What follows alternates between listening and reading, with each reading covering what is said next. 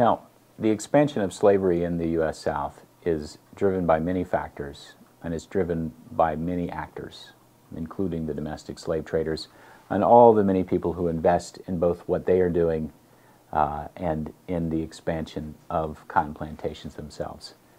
It's useful to take a step back for just a second and to see that this is not the only part of the New World where slavery is expanding in what we often think of as a century of emancipation.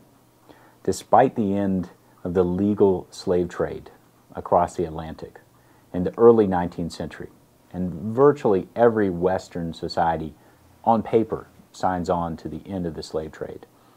Despite that, 2 to 3 million Africans are brought across the Atlantic as slaves to Cuba and Brazil.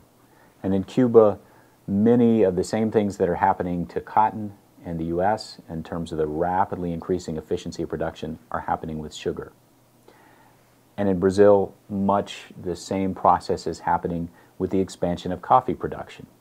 So if you add those 2 to 3 million slaves to the 1 million plus moved in the United States, then what you have is a century in which the forced migration of slaves is actually at a peak, even though it has officially been brought to a legal end at the beginning of that century.